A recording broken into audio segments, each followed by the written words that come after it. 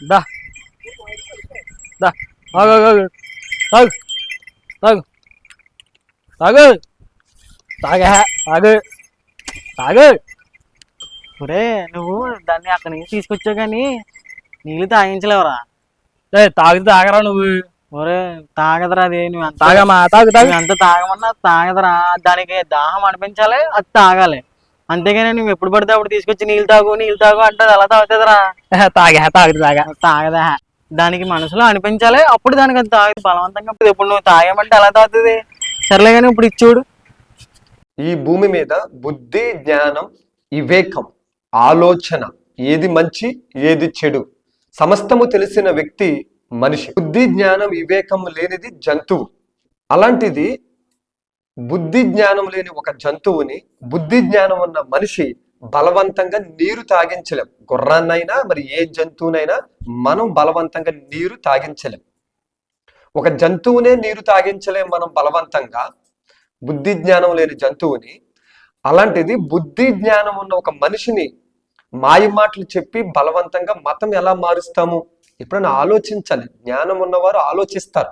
ఇప్పుడు ఏ జంతువుకైనా ఏ గుర్రానికైనా దానికి అనిపించాలి ఏమని, నాకు దాహం వేస్తుంది నీరు తాగాలి అని అనిపిస్తే అప్పుడు అది ఏం చేస్తుంది?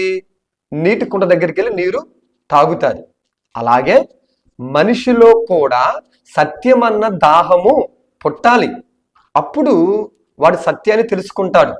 ఈ భూమి మీదకి నేను ఎందుకు వచ్చాను, ఎందుకు పెరుగుతున్నాను, ఎందుకు చస్తున్నాను, చస్తే ఎక్కడికి పోతాను, దేవుడు ఎవరు, నా పక్కన కుక్క బతుకుతుంది పంది బతుకుతుంది, వాటికి నాకు తేడా ఏంటి, ఈ భూమి మీద నేనే ఎందుకు ప్రముఖమైన విలువైన జీవిగా ఉన్నాను అన్న ఈ ఆలోచన, ఈ సత్యము, తానెవరో దేవుడెవరో సృష్టి ఏంటో అని తెలుసుకునే ఆలోచన తనలో పుడితే వాడు మనసులో పుట్టిన ఆలోచనకి ఎవరైనా చెప్పిన దానికి రెండు సరి చూసుకుని వాడు సత్యములోకి ప్రవేశిస్తాడు.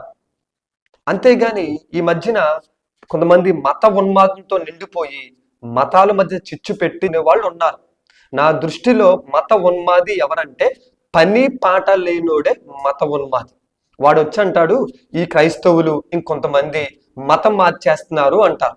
వారితో పాటు కొంతమంది తానా తందానా అంటారు. బుద్ధి జ్ఞానం ఉండాలి కదా ఏమండి, బుద్ధి జ్ఞానం ఉండాలి కదా. నిజంగా కూడా మత ఉన్మాది వచ్చి క్రైస్తవులు మతం మార్చేస్తారంటే మీరు వాడికి ఏం చెప్పాలి?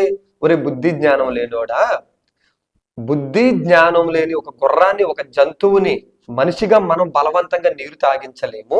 అలాంటిది బుద్ధి జ్ఞానం ఉన్న మరో మనిషికి మాయ మాటలు చెప్పేసి బలవంతంగా వాళ్ళు ఎందుకురా మతం మారుస్తారు, వాడు విని వాడికి నచ్చి వెళ్తున్నాడు కాబట్టి మతాల మధ్యన చిచ్చు పెట్టకు, కష్టపడి పని చేసుకోమని చెప్పాలి మీరు. అప్పుడు మీరు జ్ఞానవంతులు అవుతారు.